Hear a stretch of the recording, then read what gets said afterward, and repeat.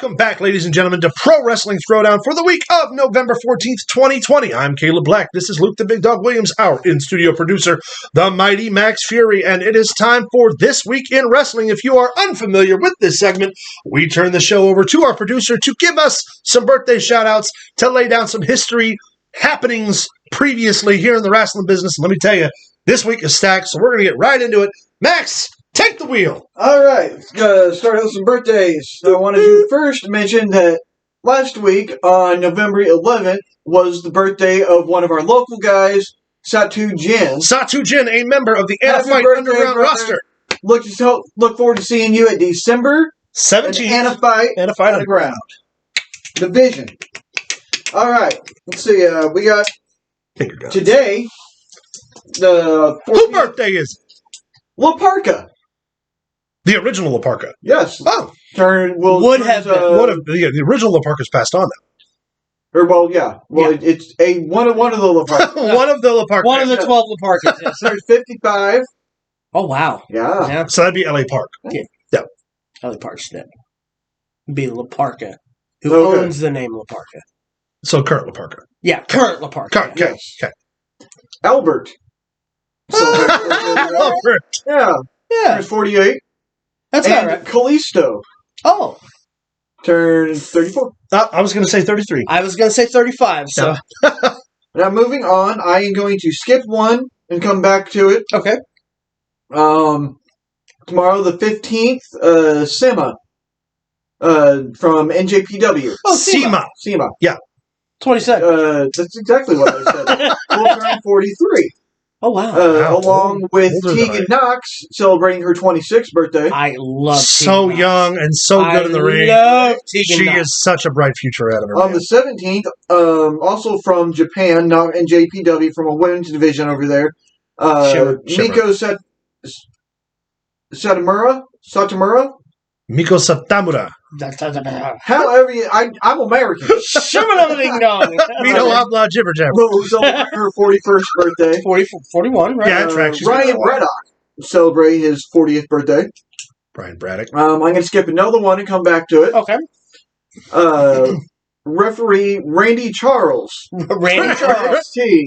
That's his real name. What he goes Yes. under on TV is Rudy Charles. Or Rudy. Yeah, I'm so sorry, it's that's why referee Rudy Charles. Yeah. No, that's not his real name.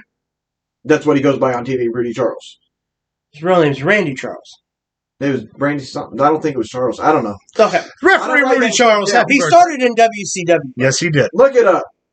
No flair. Okay, now let's go back to the two that I skipped over. Because on the 15th would have been, and I'm not going to say the age, but it would have been the birthday of the Macho Man, Randy Savage. Macho Man.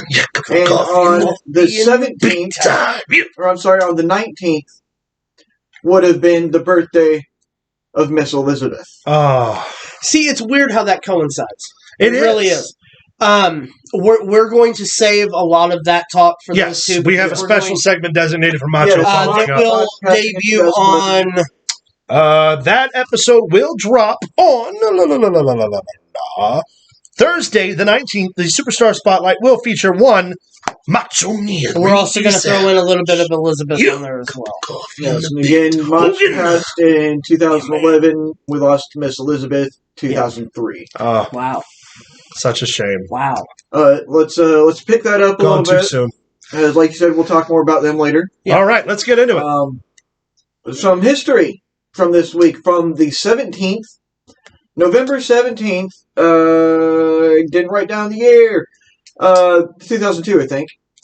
Shawn Michaels wins the first Elimination Chamber. Yes, 2002. It's 2002. He wore unfinished, horribly, hideously ugly brown tights. Poop tights.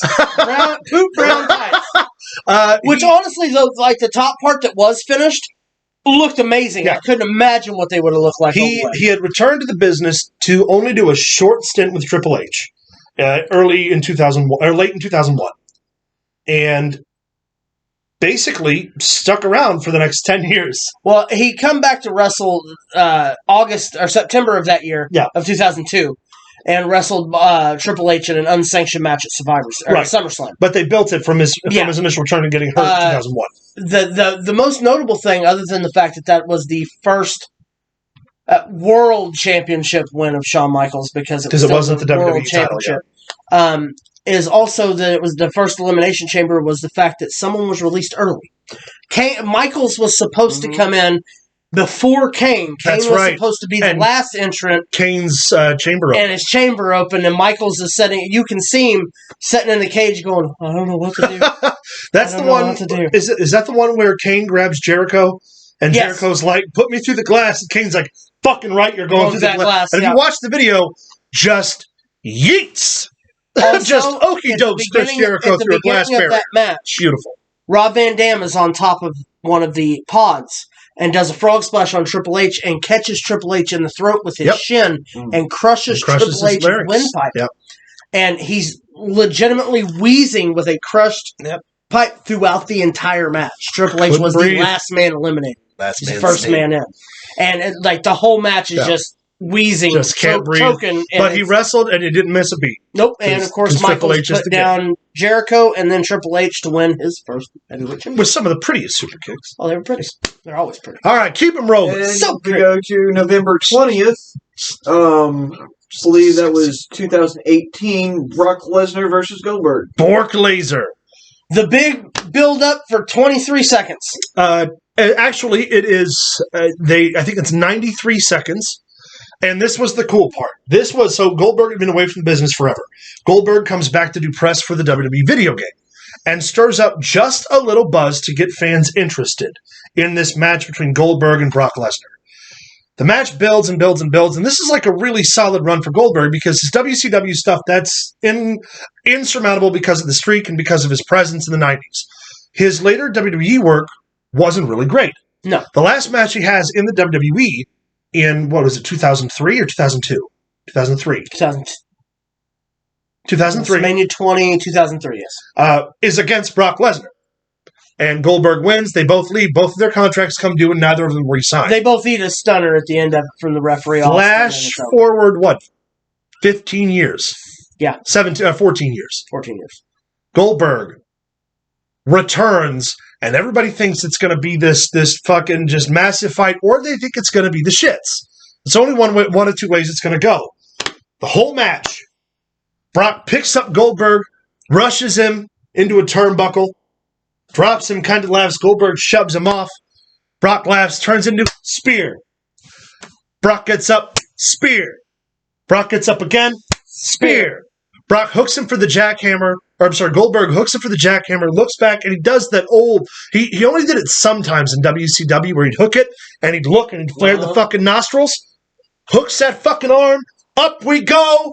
Down we come. He hooks the leg, and everybody expects a kick out. 1, 2, 3, and the place goes nuts. Fucking blows. Actually, honestly, at first they're really quiet. And then they're like, when they announce that it's over, then they lose their mind. They're watching, and they're like, they don't know what... They can't believe... It's one of those moments where, did that just fucking happen? Yeah. And you can see the fans looking at each other, and then when they realize Goldberg returns and beat Brock Lesnar in 93 seconds. That match was really that quick, and that match was really that fucking quick. So good. One of my favorite matches. One of my favorite moments as a fan. Yeah. What else you got for us? That is what I got. Okay. I got something. I've got something as well, and it's funny that it falls in Survivor Series, and it falls with Shawn Michaels on this date in history. The Montreal Screwjob took place. The night Brett screwed Brett. Okay. We're going to do a quick dossier on this for those of you who are not familiar. Pro wrestling has predetermined matches. The winners are decided. No, they don't. Hush your mouth. Sorry. The winners are decided. Champions are decided. This is all something done in the office. Except Randy Orton matches, he does what he wants. Bret Hart is World Heavyweight Champion, hasn't re-signed his contract. He's leaving for WCW, which is the WWF at the time's biggest competition. So Bret refuses to drop the belt to anybody else. The appropriate way to leave a company is to go out on your back. Actually, Bret agreed to drop the belt to anyone else. To anyone else the following night on Raw. Yeah. But Vince McMahon refused. Vince McMahon, to his credit, said, no, you're going to do this thing my way. And then it happens. There's a moment. He did it his way. Shawn Michaels and Bret Hart build this match. And Bret Hart is none the wiser that it's occurring if you believe that it's not a work. I personally don't, but we don't have enough time to get into the conspiracy theory. Bret Hart gets hooked into his own finishing move, the sharpshooter, which is a submission. And then the referee, Earl Hebner, calls for the bell. Shawn Michaels wins the title he never won, which is ironic because the last two titles that Michaels held in the company, he never actually lost. He dropped and left. So it's almost apropos that he wins the belt that he never actually lost, and Bret Hart legitimately loses. I heard you say that the bell rang. So yeah, won. Yeah. So Shawn Michaels wins the title. Bret Hart leaves, fucks off, goes to the back, punches Vince McMahon in the face. If you listen to the people that were there and tell the story, Vince McMahon took the biggest dive for Bret Hart that anyone has ever taken because they said Bret Hart threw a punch like a woman. Vince McMahon no offense.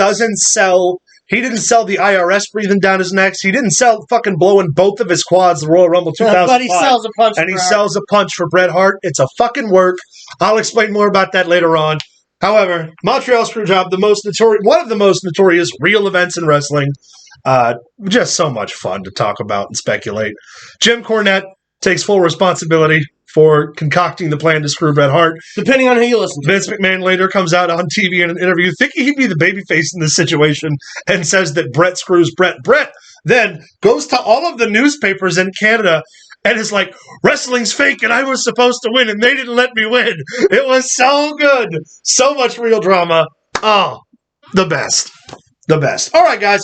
That's going to cover us up for this week in wrestling history. What did you think about Shawn Michaels' return? What do you think about the Montreal Screwjob? I definitely want to hear your opinions on that. So many ways now to tell us your opinions. Let's get right into it. Facebook at facebook.com/ProWrestlingThrowdown. Twitter at ProWrestlingTD. Email us at ProWrestlingThrowdown@gmail.com. Like, subscribe, comment down below here on YouTube at youtube.com/ProWrestlingThrowdown.